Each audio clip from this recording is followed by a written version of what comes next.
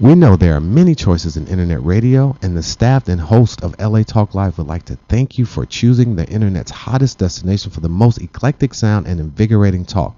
This is LA Talk Live. We are more than just talk. The dialogue. The Dialogue, the community voice of Southern California's young professional network. Relevant discussions about the thoughts, concerns, opportunities, and challenges faced by today's generational leaders. Real talk, real people. This is The Dialogue. The Dialogue with Starlett Quarles on LA Talk Live and streaming live at www.latalklive.com.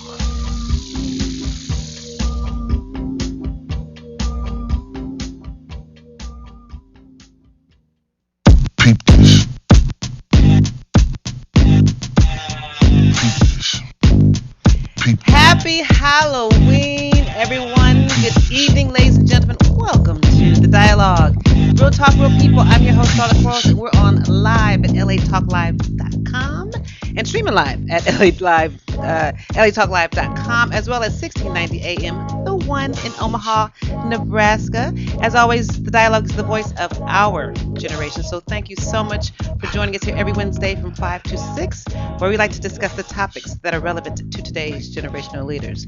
Again, we're continuing our conversation all month long on Let's Talk About Politics. Last week, we discussed mobilizing the formerly incarcerated and young adults to take action. Our guests included Miss Jackie DuPont Walker of the AME Social Action Commission, Erica Melbourne with Project 180, and our guest who is joining us here again tonight, Mr. Derek Steele of the Social Justice Learning Institute. So if you missed our conversation on mobilizing the formerly incarcerated to take action, as well as registering them, please, as well as young adults, please tune in to thedialoguela.com, visit our website, thedialoguela.com, and like us on Facebook at facebook.com/thedialoguela. Today we are continuing our conversation on political accountability, on politics, and we are talking about political accountability. Our guests today include, like I said, Derek Steele, who is who's a member of the Democratic Party, Tony Wafer, who's sitting next to me from the Independent Party. He's returning with us today. You might remember Tony earlier on in the month we talked about blacks not voting for Obama. And also Shirley Husar, who was supposed to join us on that show, but she couldn't make it, but she's back here today. Woo, traffic was the killer last time. And she is representing the Black Republican Party, and they are here today to talk about political accountability. So we want to hear from you. 323-247-7443, 323-247-7443. Now, with the upcoming presidential election now coming up on, Tuesday, November 6th, you guys are all going to get out and vote, I'm assuming. Absolutely. What type of political return do you want on your what type of return do you want on your political investment in the candidates that you are voting for on November 6th? After November 6th, how are you going to hold them accountable to what they said on their agendas and in their platforms and in their speeches and in their stomps and walks on the street? How are you going to hold them accountable? And how do we as a community continue to hold them accountable, especially here locally in Los Angeles? So we're going to talk about that today. And don't forget to join us on Tuesday, November 6th for our all-day election coverage. LA, get out and vote. Right here on latalklive.com. We're going to take a quick commercial break, and when we come back, we're going to talk about political accountability. Woohoo! With our guests, we have everyone representing. Come on, y'all. We got three black All folks. you GOP in the house. That's Come the on Republican. now. That's the Republican. Yes. So we got we got three voices here, all talking about political accountability and the black agenda. Is there one? We're going to talk about that today. We're going to take a quick commercial break, and we'll be right back.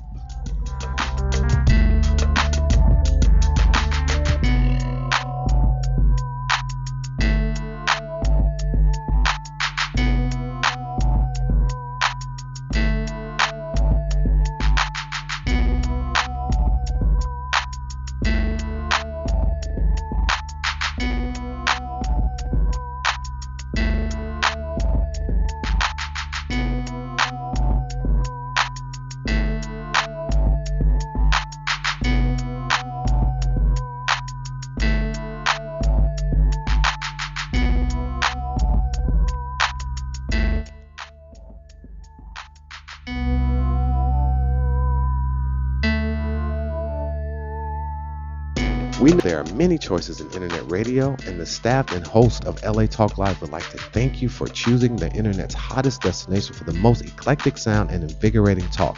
This is LA Talk Live. We are more than just talk.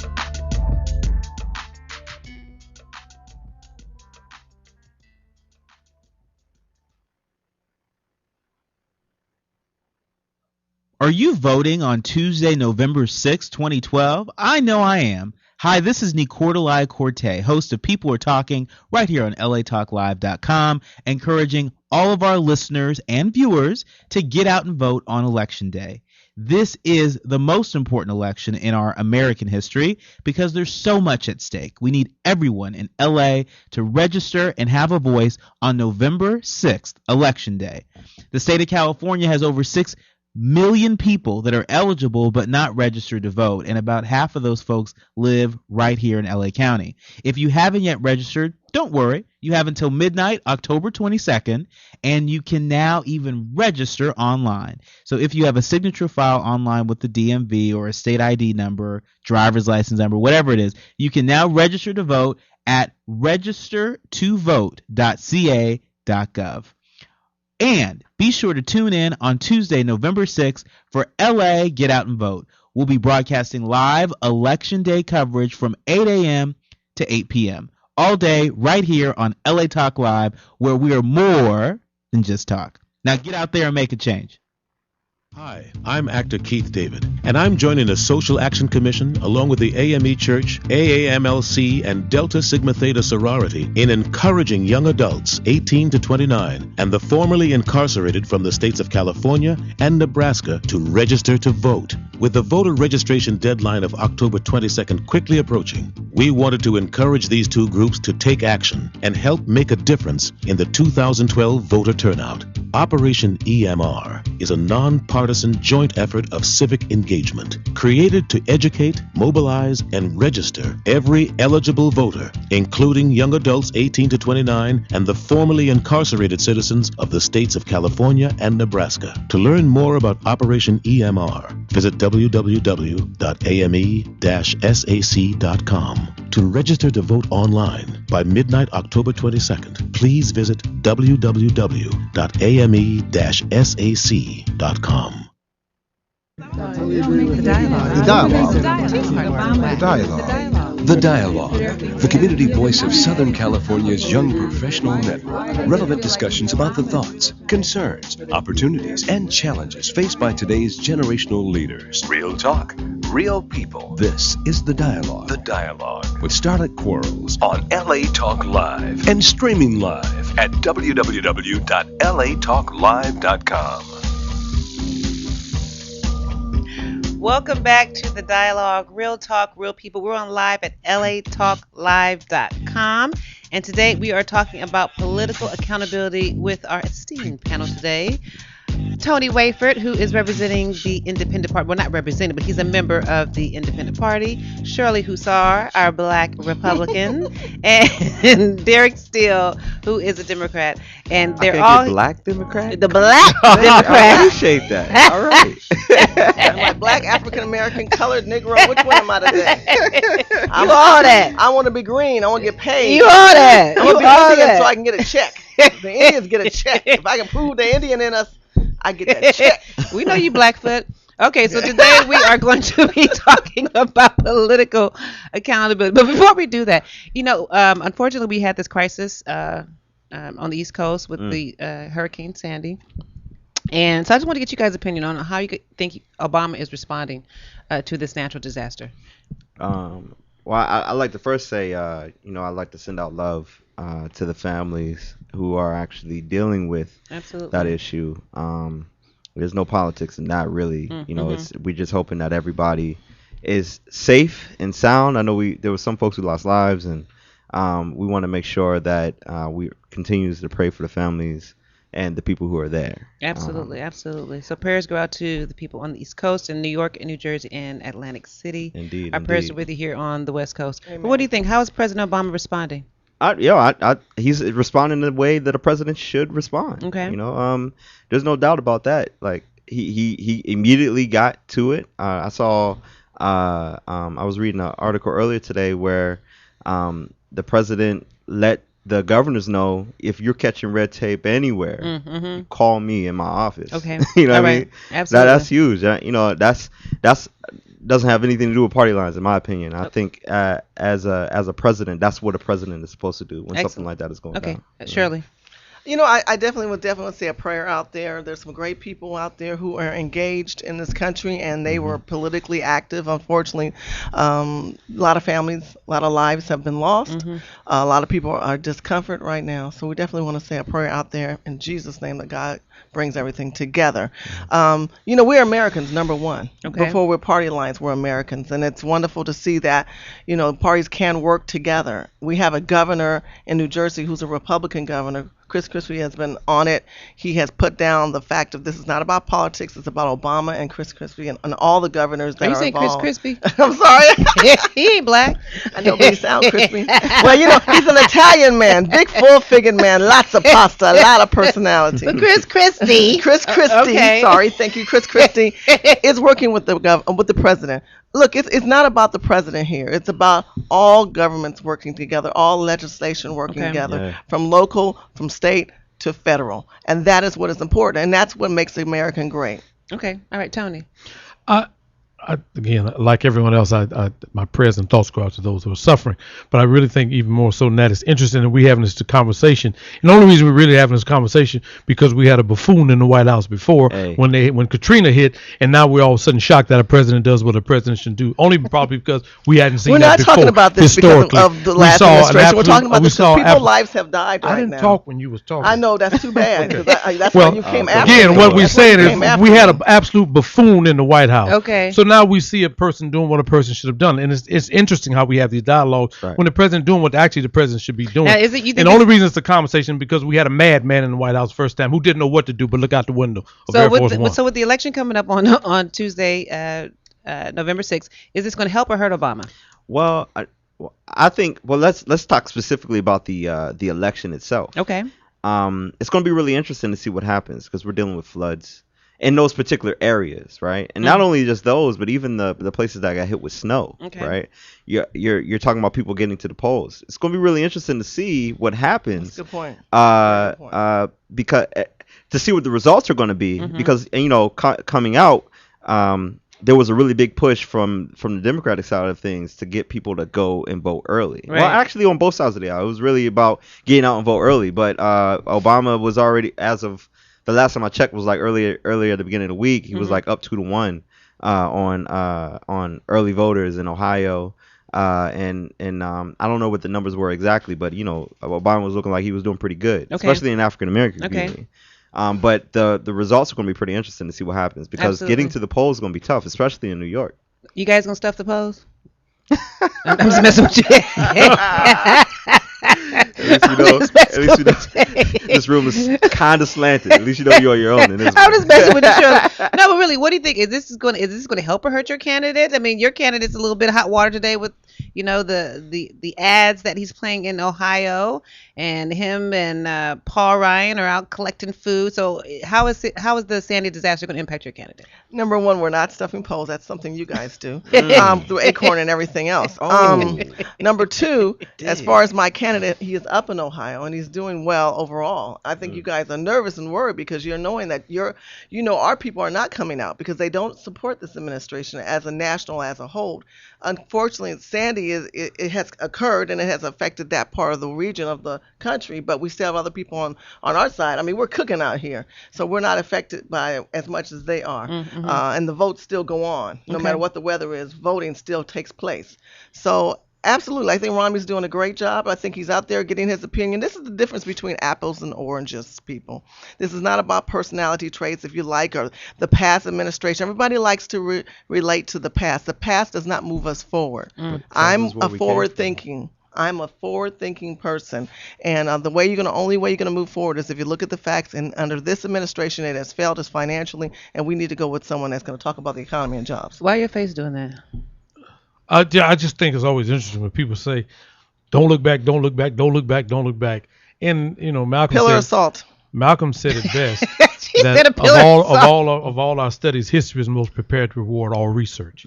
If you know the beginning well, the end won't surprise you. So I think it's important that we always look back to understand where we're going forward. And it's really interesting, especially when we talk about black people and looking back and not looking back to slavery and things of that nature.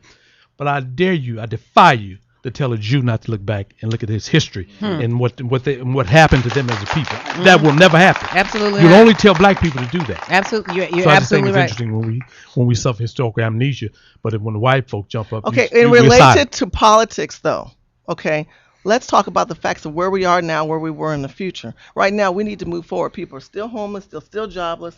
The economy, the numbers are down. We have a higher rate of people on welfare and unemployment and food stamps. So if you want to talk about looking back, let's talk about now. I prefer to talk about now because I live in the now. I respect the past for what it is, but I live in the now. Okay, so let's talk about the upcoming election. You know, like I said, candidates are out, seeking their votes. So our conversation tonight is about political accountability. So Tony, starting with you, talk about the importance of holding our politicians accountable. Well, I think it's key. I think it's definitely key. I think, if anything, I'm disappointed in the fact that we always talk about holding our politicians accountable. But this is probably the first time in history that black people went out in the numbers that they went out to support our dear brother Barack. But one of the biggest problems that Tavis and Cornell are catching hell about today is holding them accountable. Right. So it's you can't have it both ways. Okay. And when you get 90+% of a group's vote, then you owe them something. Okay. That's just the way politics Okay. works. Okay. All right, Derek. Well, the question is, what do we do to hold them accountable, or what are we doing to hold them accountable? Or just the importance of it. The importance of our vote. Our voat is. At the end of the day, we're paying their salaries. So how do we hold the politicians accountable and talk about the importance of it? It is important to hold them accountable, right? Because that is the nature of who we are who we're supposed to be as Americans, right? That's the Constitution. That it gives us that right to actually do that. We are the largest check and balance in the whole system. And if we're not doing our part, then those who have the seats actually go and do, and they have their own agendas, as we can see has happened year after year after year, election after election after election. Okay. I think it's really interesting to see in my generation kind of start to step up and at least start having conversations and start asking questions about what's really happening and what we actually can do to actually change these things. I'm one of those people that are always pushing for us to actually be more civically engaged, not only just in politics, but actually just on the ground and some of the things that are happening in our own communities. Like, but they have the people who have those seats of power they need to be helping us move the agenda forward, but we have to push the agenda and say what the agenda is, right? Excellent. Shirley, you're very active in the Republican Party. How do you personally hold the candidates in your party accountable to their platforms? Well, when we talk about urban community and our own culture of people, I'm a native of Los Angeles, born and raised here. My parents had a daycare center that was called Town College on 39th and Vermont, for those who have been here as long as I have. And I saw two wonderful entrepreneurial Southern parents who raised me in this community. I've been a Republican all my life. Your parents were Republicans? My father was a Democrat. My mother is a Republican. Okay. But he was a conservative Democrat. Okay. So when we talk about parties and we talk about the titles, the understanding the terminology has changed. As far as what Democrats were in the 60s and the 50s and what Republicans were then versus what they're on now. So in saying that, when you've lived here all your life, 20, 30, 40 years or whatever, you identify the urban communities and its growth and its failure. When we look at the Los Angeles communities and we think about Malton Square, we think about Crenshaw, we think about Slauson, we think about certain parts of East LA and West LA, we see that those communities are ran by administrations that are failing the community. We talk about Atlanta, we talk about New York, we talk about Detroit. These are urban black communities, black people who have concerns in wanting better schools. So you're saying that they failed our community? You saying that we didn't hold them accountable? I'm saying that the Democrat administrations that dominate overall have failed. Democrats have failed African Americans throughout decades. So, for instance, if the Crenshaw area was ran by a Republican, what would it look like? What do you think it would look like today? Well, I think it would be another story, because you have to think about what the platform is for the party lines. When you think about the Democratic Party, their party is definitely about expanded programs and trickle-down factors. When we talk about the Republican Party, we're talking about a party that's about entrepreneurship, jobs, and people hiring jobs, and people engaged in bringing change in the community, So, and being again, respected and listened to. I don't think Democrats in this, especially in this area, they don't give a crap about the community. It's a reflection of the poor leadership in this area. And I've lived here all my life. Democrats are losers, and they have failed these community. We are failing as African American people. Looking at the platform of programs and expanded programs is a clear example of that. Tony. I don't even know how to respond to that. You got to. I didn't say Tony. That was means so wild. I couldn't even. I don't even know how to respond to that. All I can say is Now, do you think that we haven't held our black politicians accountable enough in South LA? I don't think that. I think, first of all, I think that we all are accountable. We all are responsible. Not just politicians. We all are responsible. Mm-hmm. And I think it's irresponsible to think that one or two people or the politicians or we don't hold the preachers responsible. You give him 10% of your money every Sunday and he gonna pray. Come on. I think that's ridiculous. I think that racism plays a heavy role. We don't want to talk about that. And again, and it's interesting how people always talk about lifting yourself up, pulling yourself up, and all that's good. I live a good life. I got money. I live good. But as long as other black people suffering, then it's a problem for me. Okay, it's not just about me. It's not just about pulling myself up. And we always talk about pull yourself up.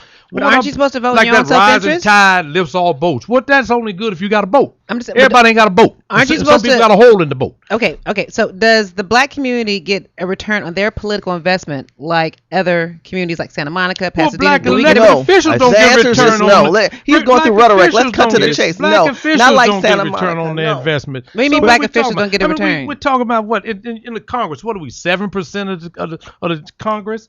Let's be real. White folks. And this white folks totally running. White ran by folks Democrats running. in this state. What are you Racist, talking about? racist, This insane state white is ran and folks controlled by a and Democratic Negroes like this government. one sitting Hold next on. to me. Anyway, That's just the harsh reality. Let me Hold get on. Derek from the We're real talking- world. Let me we're get talking Derek. in generalities. Let me get We're talking Derek. in Derek. generalities. Let's talk about specifics. Okay. Okay. Power concedes nothing without a demand. That's Never Frederick has, never Douglass, will. Right. And I'll speak specifically to Inglewood, California. Inglewood gets neglected in a lot of different ways, and it has had a lot of people who, not only just Democrats and Republicans who have come and who have raped and pillaged the city. Okay. All right. Okay, now what Republicans have raped and pillaged Inglewood? I would love to know who they are since you let me include finish. them. Let me finish. Who are they? So, but the problem is when you go to a city council meeting, there's only like 12 people in the city council meeting. That are all city council that are all Democrats. Hold on. There's Don't blame 12 the Republicans listen, for your own listen failure. To point, Okay, listen all right, to all the right. point I'm making. Okay. What is the point? The point is that there's only 12 citizens who are sitting in the city council meeting. Power concedes nothing without a demand. If there's no demand from the community, then there's nothing's going to happen. Mm-hmm. And people are going to continue to go ahead and do what they do. So you would agree it's accountability on both parts, the people as well as the administration. Yes, ma'am. The administration that is all ran by Democrats. Well, it doesn't matter if it's Democrats. No, I mean, it you want to talk matter. about? Oh, wait. If we want to go there, what about urban community? Well, what about what happened when George Bush was president? How do you talk about what happened when George? About federal, I'm talking about local government. Stay focused. Stay focused, my brother. I'm just asking a question. I mean, okay, all right, Shirley. City council to the president. Yeah, right, exactly. But I'm Shirley, let him make his point. Let him make his point. Go ahead, Derek. The point I'm trying to say. My point was that if there's no demand, then power is going to do whatever it does. It doesn't matter what level of government we're talking about. And I agree with you. Okay, so let's bring it back home and let's talk about local politics, specifically here in South LA. And we all know that there is beef between some of our local council people. Mm-hmm. We don't have to name names. We know that they have personal issues that are impacting us as their constituents. Right. So in terms of political beefs, how do we overcome their petty issues? What is the cost to us in terms of our council people not getting along personally and not being able to come collectively for the benefit of the black community? Tony. I think we just have to sit down, and I think it's important to talk to everybody. I think that we're talking about their personal beef. I know, but I work with all of them. Okay. I know who don't like who, and I know who I Is can. it petty? Does it have anything Well, to do with us? I don't know. I don't know all of the history. Okay. In terms, I know what we But what we does all that history got to do with basically- us? We're paying them to do something for I'm us. going to get to that. Okay, I'm sorry. What I'm saying is that I realize I can't invite this one to that one and this one to that one. What I do know is that when I'll meet with them individually and say, this is what I'm doing. Okay. And I'm working with this one, and this one. And I hope you don't have a problem with that, because what I'm trying to do is for the overall good of the community. Okay. And 100% of the time, they've conceded. I just know I can't make, but ours is no different than anybody else. You got white folks, politicians that don't like each other, that don't get along. Sherman and Berman. You see them that's squabbing on TV? That's nothing That is new. hilarious. I think where we hurt ourselves is we seem to always talk about ourselves in a pathological way, as if we the only one doing something that everybody else ain't doing, and we don't have it, and we have special issues. But me personally, I that other don't care people about don't everybody have. else. I'm talking about what we need to do. I know, but we got beef, But and that first beef we is have to quit impacting our talking about it development. in a pathological way, as if we the only ones got issues and concern. And again, I think, again, for me, I talk to them and say, look, this is what I'm doing. Like when I work in HIV, I know who don't like who, but I say, hey, well, I'm gonna do this, this, and this. I want you to come. Can you come? I'm inviting this one, this, and this one. They come at this time. You leave if you feel uncomfortable. I ain't got no problem with that. Okay. All right. So Shirley. Well, of course, I think the brother is just totally wrong. When it comes to the bottom line, yes, they're petty, they're low lives, they're very selfish. They're not focused on the community for what they've been hired. Look, council people, assemblymen, senators, congressmen, these are jobs. These are jobs, and I'm going to go back to what this brother said earlier, which is so true.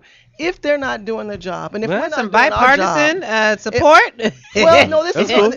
we're all Because on the ground, we're all Americans, so it doesn't really matter. It doesn't you know, matter, so- but we have to Go work ahead. together. Go ahead. Indeed, But indeed. if we look at the administration on a whole, from every level, when they're not doing their job, they need to be fired. This brother's wrong. He's friends with them. He says he knows them all. So he's got some kind of partisan with them. I'm going to tell you the real truth. The truth is these people have been in office too long. You're talking about 20 to 30 to 40 years. Half of them have 1 foot in the ground and 1 foot on the earth. And they're in between 70 or 80 years old running your communities, not really even engaging your communities with a mad civil rights energy that portrays into the community that is failing us. We need jobs. We need economic growth in our communities. We need to own our own properties. These are things that are going on. But yes, it is petty. They're selfish. And they're going to continue to just run agendas on the platform and never vote them through so they can keep their jobs, so they can act like they're doing something. Derek. But they're not doing nothing. They leaving you broke and your communities are toe up because it's broke Democrats with no brain and half dead and 1 foot on the ground and 1 foot in the grave. Vote them out. That's what you do. You take an incumbent and you vote them out. Old crazy Democrats, young crazy Democrats. I salute the independents and the libertarians and the Ron Paul people and the Republicans. Power to my people. Derek. I mean, I was all with her until she went all black Republican on me. What else am I? I know. I'll just say. You don't No, wanna no. be there. Honestly, You're almost honestly, there. I You're almost there. No. Yes, you do.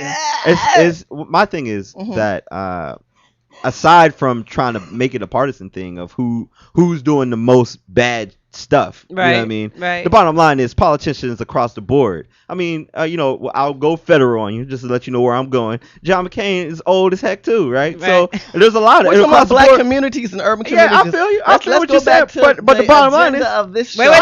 let him talk. Let him I mean, talk. he's gonna have what to- the point is, let him talk. what I'm saying is I agree with you. I agree with you to the point until you get partisan on me about it. You know what I mean? Like, of course, yes, we have the power. We have the ultimate power to say who's doing what and why and when they're going to do it. But you just because said we there can were- vote them. But you just said there were 12 people that showed up at that city council Right. meeting, and you said that the community So- people failed by not being engaged. Exactly. In there. So what I'm and saying they failed is- because they have an administration that obviously that don't connect to the people. Okay, Because Shirley, No. Shirley, That's let him not why. respond. Let him That's not respond. why. It's because the people have found other things that keep them from being engaged. On top right now, of that. Wait, wait, Yeah, wait, no, Shirley, it's wait, not on Shirley. top of it. It's not on top priority. of It's not it. priority for Okay, them. wait, Shirley, wait, hold on. It's not.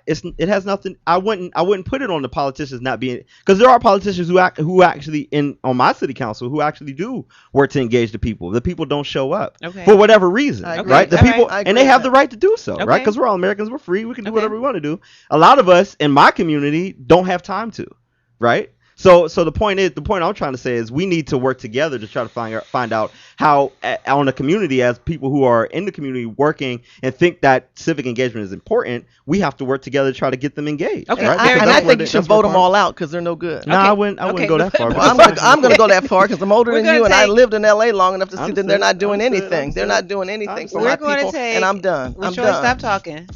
We're going to take a quick commercial break, and when we come back, we're going to continue this spirited conversation. What are you doing? We'll be right back. Talk about political accountability with our hilarious panel here, actually, right here on the Dialogue. Real Talk, Real People. I'm your host, Starlett Quarles. We're going to take a quick commercial break, and we'll be right back.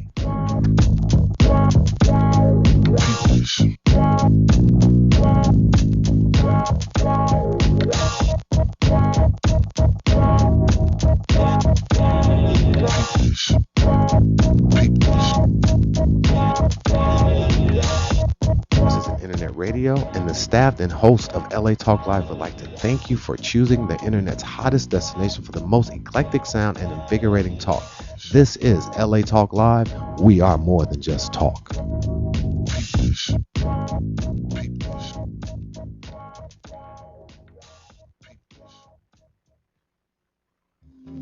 Interested in advertising your business, product, or service here on the Dialogue? Call 323-547-7748. The Dialogue will help you promote your business, increase your traffic, and bring in new clients through innovative and creative marketing packages, including affordable radio ad campaigns for small businesses. Find out more. Call 323-547-7748. That's 323-547-7748. Or go to www.thedialoguela.com. And now, back to The Dialogue. The Dialogue with Starlett Quarles. Real talk, real people.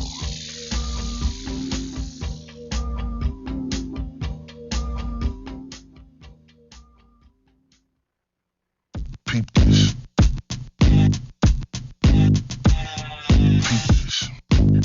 Welcome back to the Dialogue, Real Talk, Real People. I'm your host, Starlett Quarles, and we're on live at latalklive.com, and we are talking about political accountability with Mr. Derek Steele, our Democrat. We have Shirley Hussar, our Republican, and Mr. Tony Wayford, our Independent, here talking about political accountability. Now, my engineer, who I absolutely adore, Richard, has been so quiet over there. Richard, I know you have been you shaking your head. Why are you putting the tape on your mouth? I know you want to say something. Richard, I know you want to say something. We're going to get Richard in on this. Before I get off the air, I got to hear what Richard has to say. But before we get into our conversation about, getting the next generation more politically and civically engaged, when we bring it back to the conversation about our black community and our black politicians, do we as people, do we treat our black politicians as celebrities more so than employees of the people? Oh, I say yes. I mean, when we think about the city of Los Angeles, they treat themselves as celebrities, but they've been in office for so long, it becomes like we need to respect them and honor them. And I say it's just a job. If they don't do their job, vote them out. But does our generation know that we can vote them out? Do our generation know that we're their bosses? Do we know we're their bosses? Our generation, I would go to say that my generation doesn't treat them like celebrities because most of us don't even know who they are. Ooh. You absolutely right. I can probably go to 5 black people, my peers right now, and ask them who their local city council person. They probably couldn't even tell. They probably tell you who the mayor is. Okay. Outside of that. All right. Well, he answers the phone when you But call for the the city of ones- Los Angeles. He's the answer machine. I think that's Tony, interesting. you've been around. We treat them like celebrities. I think we treat. I think sometimes some of us do. We treat. We pay homage to elected officials. We pay homage to pastors. We pay homage to a whole lot of people that we look up to. It's not just politicians. I think that sometimes we just get carried away with that. And I think. But they are our employees, aren't they? Brother was right. What the hell? The preacher's your employee too. You pay him too. But you end up, if he got a parking space and celebrate his anniversary and his wife's birthday and cuss yours out on her birthday. The question is, do we do that enough to our politicians? That's the question. I think we do. I think we do. Yes, I think we do it to some of them, and I think we. I don't think it's monolithic. I don't think we do all of them all the same way. All right. Very good. Derek, how and why do you think? I mean, we talked about it a little bit before the commercial about our generation not getting as civically engaged like we once were back in the 60s in the civil rights movement. What happened? What do you think happened? The Black agenda stopped being about the youth, Mm. in my opinion. Okay. When King, one part of the speech that sticks out to me is when he was talking about black children and white children, and of different um, cultures being able to come together. Okay. One of the big things you remember about the Black Panther Party was their breakfast program that was centered around the kids. A lot of the things we were trying to do during that time was making the world a better place for the future. Okay. And somewhere along a line, you can blame it on whatever you want to blame it on. It started being about the individuals. Okay. And about what are we doing for ourselves now. Okay. Now, Shirley, historically, we started off as Republicans. We are the party. Originally, we were the party of Lincoln. And somewhere around the Civil Rights Movement or somewhere near the Civil Rights Movement, we changed our party in large numbers to the Democrats. But even still, as black people, we were more civically engaged. What, in your opinion, do you think happened to our involvement in our activity or in large numbers, being civically engaged in our local politics? I think it's a combination of a lot of things. I always revert to the movie Rosewood, where we really took care of our own. We were able to have our own economic growth. Rosewood and the Tulsa project. Tulsa, Oklahoma. Yeah, and Black Wall Street. Yeah, absolutely. Absolutely. And I think those are major traits. I think we have to also understand that era and that time. So the parties were so different back then. The values behind each party were so different. So you think Whites were so different on both sides back then. So do you think integration was the worst thing that happened to black people? No, I don't. But I think there's other part of it. We failed ourselves in that sense too. We've got away from who we are. Okay. So it is good to interact and integrate. Other cultures have done it, but they still have kept their culture. Okay. We still are like crabs in the barrel, and that's got to end. Okay, Tony. I think integration probably was one of the worst things that ever happened to us, and I think the fact that you think it is one of the worst things? Yes, no okay. question All right. for me. And I think what happens is we lost our culture. Sister said it in terms of our culture. We as we integrated, we became more American than black, and I think it was. W.B. Du Bois said he feared that if we continued down this path, that somehow we would connect closer to Europe than we do Africa. Okay. And I noticed that is the case with us. Again, and everybody else has a culture and a history that they gravitate to, unless you got a pedigree, and they're proud of their culture, their history, and their heritage. Except here in America, a lot of times we want to be more American than we want to be black. And again, I would also challenge. You're easier to get a Jew to eat a ham sandwich than you get him to forget about Israel and his people. And whereas when we talk about black people and black culture, we always tell our one another, and we tell our kids and whatnot. That was then. This is now. And I always argue through integration. I think we got what we wanted, but we lost what we had. Okay, well, surely. I just wanted to revert also. We have to think about Frederick Douglass and Sojourner Truth and Harriet Tubman, and taking us from where we were to where they got us to. Okay. And that's so important. When we think about Americans, we talk about we need to go back to black people or not be Americans. I look at us as a global economy now. I think America is now a global economy, and that's what America is struggling right now, trying to keep everything Americanized, and it's not happening because of the internet, because of social media, because of Twitter and Facebook, and all these things that we're having accessibility to. Our people, as far as educational limitations, are no longer there as in that era. Okay. That era had a lot of that with Facebook and with your cell phone. A poor urban black kid doesn't have to have a lot of wealth to be able to have access to the same knowledge as elite Ivy League. You said they don't have to have the same knowledge? No, they don't. They can still have the same knowledge. They can have the same access through cell phones and technology. Okay. So they're not limited as far as that. It's what they make of it. When you go to YouTube, you can look at tutorials and they can learn so much from it. So I think economically we are a global economy. We are African Americans now, and we need to embrace that, embrace the opportunity of wealth that's there. But we also should know that there is a digital divide in the black community. So not everyone has access to technology and the internet. So that is impacting our ability to be progressive. But it's becoming more affordable. I remember when they didn't have still microwaves, but now black people, everybody has microwaves. So I can go to some black communities and my phone will drop. Yeah. We all know the little pockets in the black area where there is just not a sufficient amount of technology. But Derek, you want to say? I also wanted to add to the point I started off with. Another part that came about. There were a lot of things that distracted us as a people that divided us as a people as well. The new Jim Crow, which was the drug war. I'm sorry, drugs hitting the streets in the first place. Our community ended up working and trying to deal with those problems.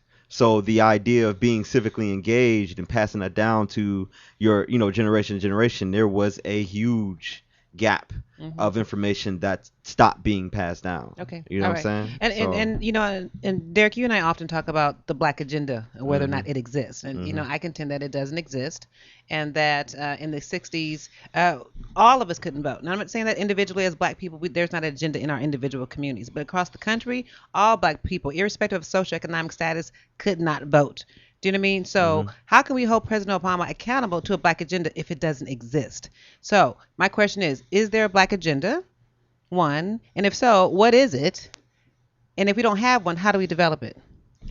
I would argue that there is a black agenda. What's the black agenda? I would argue that when you talk about housing, you talk about employment, you talk about education, that's a black agenda.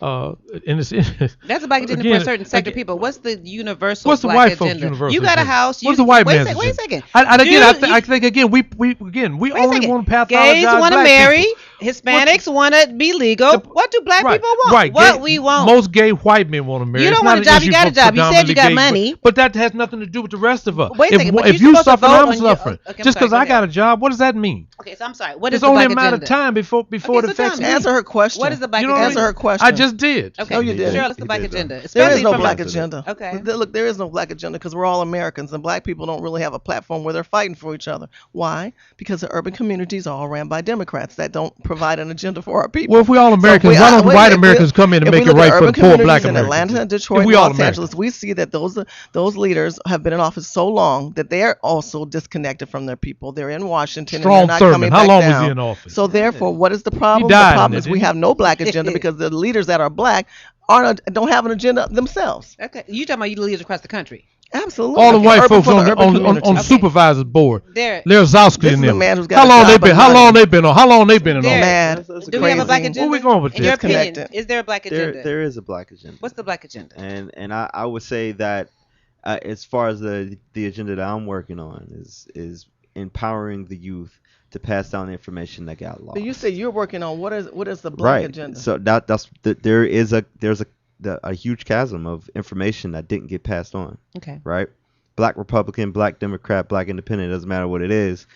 From the youth that exists now and all the information that we have up here, there's a disconnect in the communication. So of course there's no movement happening right now because we aren't all on the same page. You like know, we used I to don't know be. if I agree with But- that as far as Wait, let social him media. respond. Let him Right. respond. So I'm just saying, I think the movement right now should be focused on reconnecting the dots that were lost in the Okay. 80s, right? All right, You know what I very mean? good. So- And not only that, the historical factor, because when you sit here and say that the Jews will never let you forget the The Holocaust, Holocaust, but no. we're real clear not to want to talk about slavery. Right. And I often talk about a conversation a friend of mine had with 30-year-old college-educated black women who never even heard of Roots or seen Alex Haley, which I think is a shame. Now, while I believe Wow. wealth is taught in the home, so do I believe, just like the Jews teach the Holocaust in the home, that we should be passing down intergenerationally what happened to us And we in haven't been. slavery, I agree. and We that it's haven't not been the at all. responsibility of the school system in totality. So, in terms of what you're saying about this disconnect, Yeah, I feel like once we can reconnect those dots, then people when the youth actually see Roots, I have a feeling that there's going to be a whole movement that is ready to move on something. What if You they know don't I mean? want to see Roots? Then what are you gonna It's do? not about if they want to, because it wasn't about it when I saw it. Okay. It wasn't about if I wanted to how see it or come we not. can't make I it was- mandatory K through 12 that African history has to be a required course? That's part of a black agenda from an Yeah. educational standpoint. Tony, I'm sorry. Go ahead. I think that I think it should be taught at the home, in your home. I Okay. think it should be taught in your religious institutions. I think that's important. Mm-hmm. I think one of the saddest parts is that the people who we want and depend to teach, they're ignorant. They don't have any knowledge Right. of No, the you're history. right. That's a good and I point. think Very I good think point. you have to start with that. We agreed on something. Isn't that amazing? we agreed on a lot. Okay. There we go. I think that again. I think that also I think what we also have to remember that it's a painful history. That's and, true. and if your Very history true. and if you don't really have a full grasp of your history, if you don't know that you're the creator of math and science, if you don't know that you're the first doctors in the world, if you don't know that you're the first people to stand up and speak the first special truth to the world, then you'll forever play junior brother to somebody else. You'll have Michelangelo's cousin on the wall calling him Jesus. But if you don't know who you are, then you got a problem. Shirley. I agree. I also say this because I have 3 young sons, and they kind of keep me current and saying, "But mom, look at technology. Look where we're at. Look how far we've come. But let's look how we are advancing in our thought." There's so much that floods their mind. It's not a priority for them to learn their past history. And I agree with you. Someone has to instill a desire for them to want to learn roots and want to read about history and Black culture. But there are websites politically, for instance, this is a political show, like hiphoprepublican.com, Booker T Rising. That's a great site to go to. Also in non-political, bipartisan, like Operation Hope, that's out there, that's trying to teach us about the economy and jobs. These are important sites to learn where we are and where people are fiscally responsible in their lives. I think they're hurting so much financially and they're hurting so much not having a job that they're not worried about history. Wouldn't you say that, though? No. Okay, well, let me, Shirley, well, no, you're an anomaly here in the studio because you are a Black Republican. So I want to spend a little time with you around that particular topic. Do the Black Republicans have a Black agenda? Absolutely. What's the Black Republicans' agenda for Black folks? The Black Republicans' agenda right now is that we understand how our country is being ran and how we look at the current administration. Current administration is not putting the economy and jobs in the front forward. And the current administration wants to do a trickle-down factor from the middle class, and that middle class is on one leg, maybe 2 toenails. So with that in mind, under the Republican administration, we want to focus on jobs. We want people hiring people. We want limited government. We want the people to be empowered, and we want people to hold the communities more responsible. In saying that, I go back to what I said earlier. Urban communities are not ran by Republicans or Republicans' administration or Republicans' agenda. They're ran by their own agenda. They are their own rock stars for the last 20 to 40 years, from the assembly, from the state senators, from the congressmen, to the city council, to the water boards. All these people, especially in Black communities, if you were to line them up, they are all, like I said, ran by Democrats. And like the brother said earlier, if you were just to go up to any young person and say, "Who's your senator? Who's your congressman?" They don't know. Even in LA, they don't know. So the agenda is, first, know who runs your city. Okay, forget about Republican or Democrat. Know who runs your city and your community. Then once you do that, get on and hold them accountable. The 3 strikes you're outlaw is on the platform right now. And I have an issue with the fact that these judges are crooked. And if you sit back, and many of those committees that get together, and you were to study that these judges, no matter what party they are, continue to perpetrate and stand and hover over us and incarcerate us, we need to vote those judges out of office. So Shirley, what I hear you saying, as a Black Republican who has a Black agenda, that the Black Republicans want jobs, they want housing. It sounds pretty much similar to what we want as Democrats and independents. So what would you say is the biggest misperceptions about Black Republicans if Black Republicans appear to want some of the same things that we want in our terms of our communities? The perception is how you guys want to do it. You guys want to do it from the middle class to the trickle down factor. That's the difference. Okay. The difference is that we want to empower the people. We want limited government.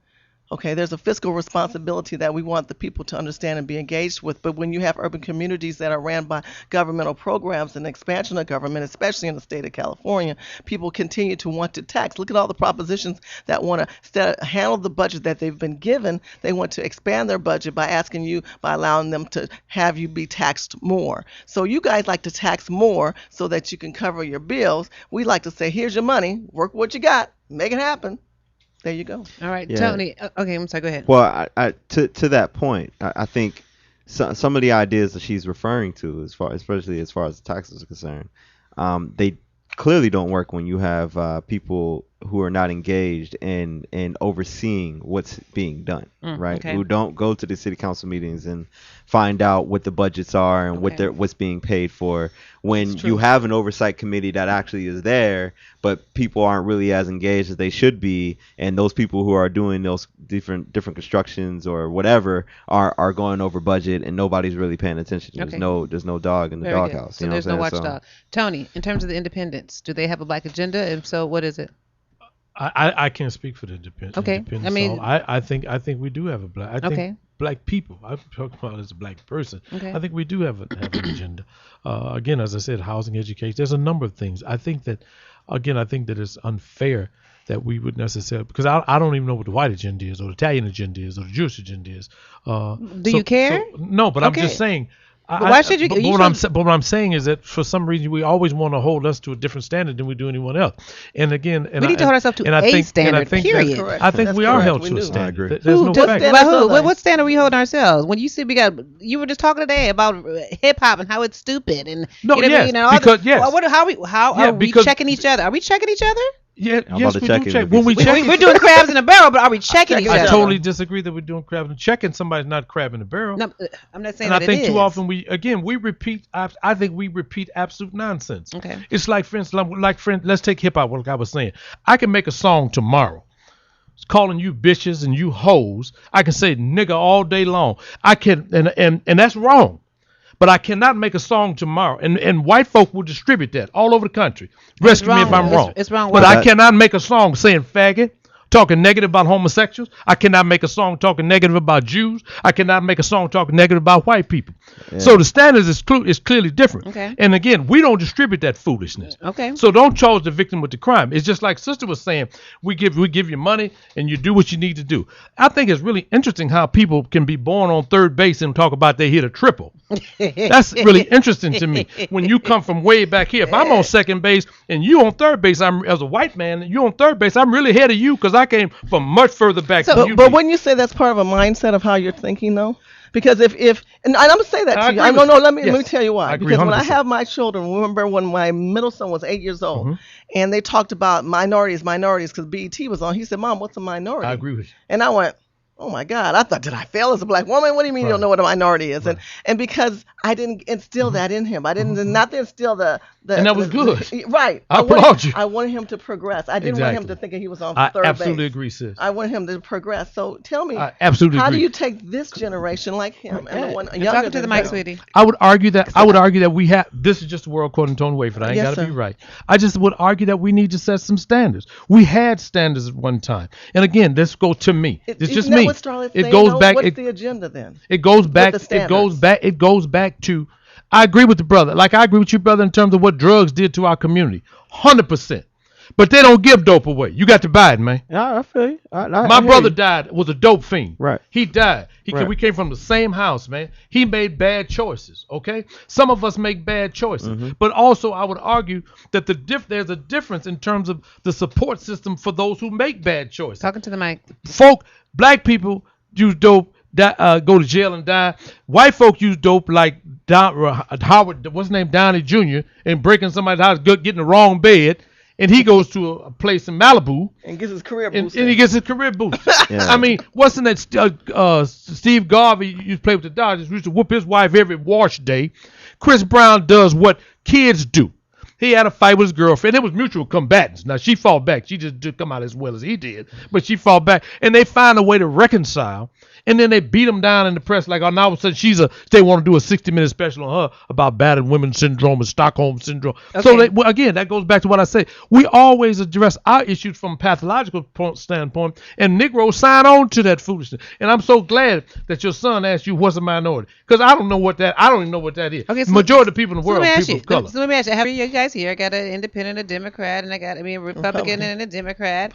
So is it and we all three have a quote unquote black agenda. Is it possible for us to unify and come up with a black agenda across party lines? Absolutely. I don't see why not. Sure. What does that look like? Sure. I think it looks great. Let me tell you why. Because when we think about parties as a whole, we need to be engaged in every aspect. I think I get player hated all the time from people who can't wait to see a Republican across from them and come up with attack tactics. And my mindset is you have your viewpoint as well as I do. So when it comes to whoever the governor is, whoever the president becomes, we still need to be there.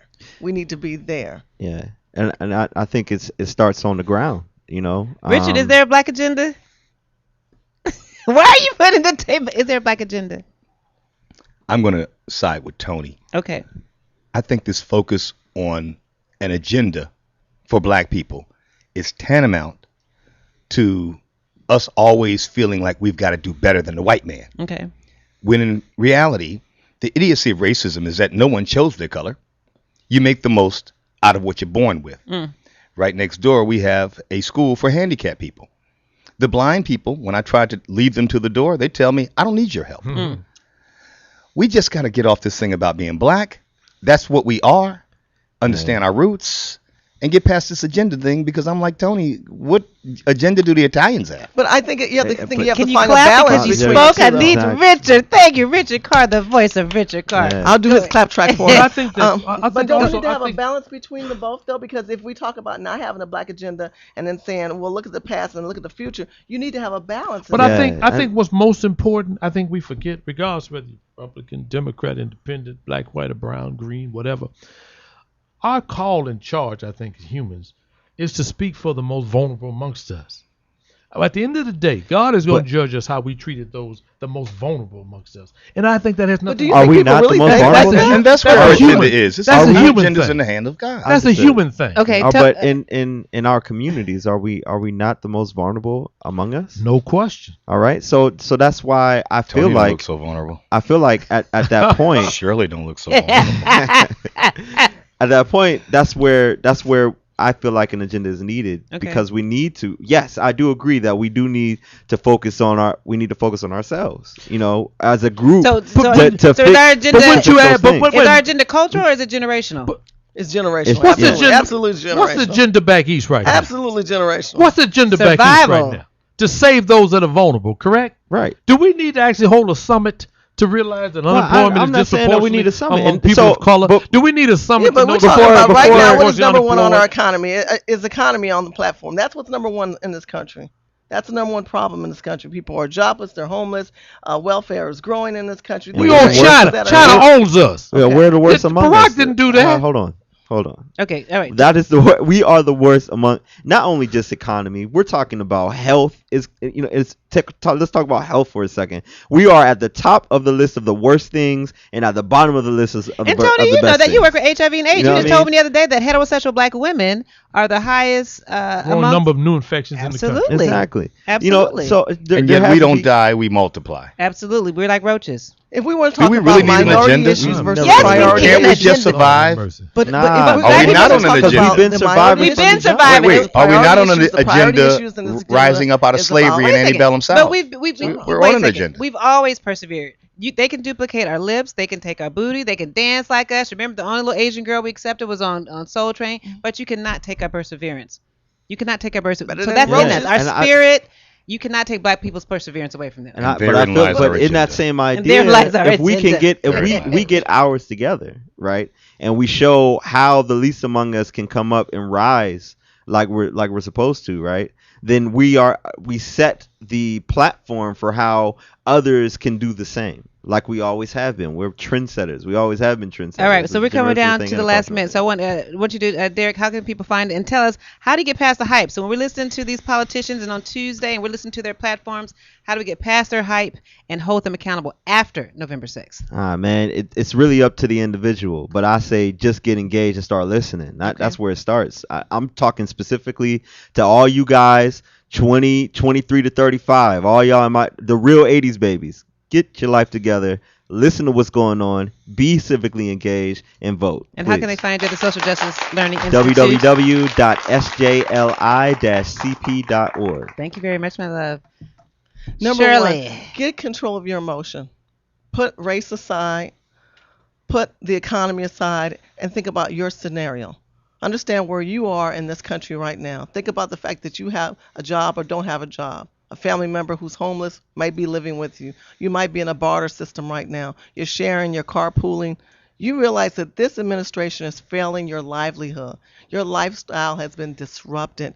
You can go to hiphoprepublican.tv, but most of all, as a writer for the Washington Times, Community Washington Times, there's an article that I wrote that basically talks about the president, and it just says, who would you hire from a job perspective? Is he doing his job? And I would tell you no, because number one priority on our list should be jobs, the economy, and growth. This current administration has failed us on so many points, and everybody wants to act like he's a cheerleader, he's a rock star, he's a movie star, and they want to continue to run on the fact that he's a black man, we got to support black people.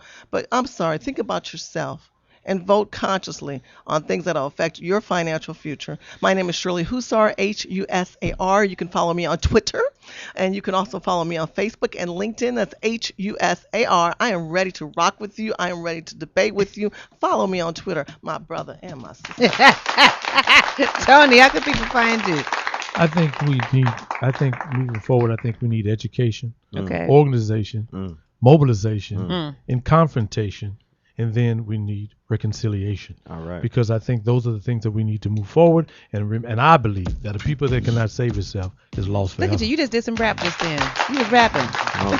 And there's a difference between rap and hip hop. I just like to say that. Rap and hip hop, two different things. I want to say my that. brother. Okay? Thank you so much for joining us here on the Dialogue Real Talk, Real People. I am your host, Starlett Quarles. We will be back next week. We're going to extend our month-long conversation one more week to talk about the results and where do we go from here. I'm signing off as my mama's child and my daddy's baby girl. Until next week.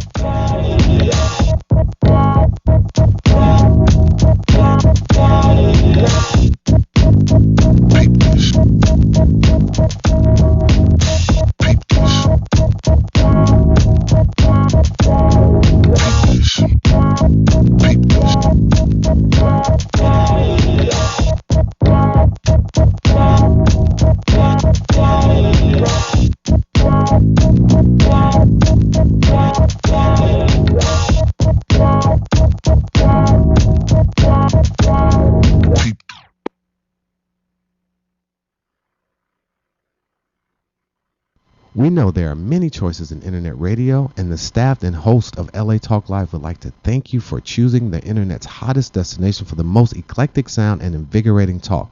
This is LA Talk Live. We are more than just talk.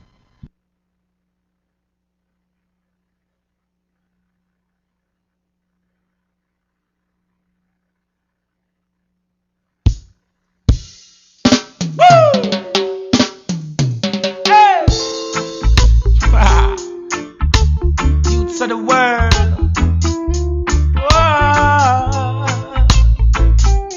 No.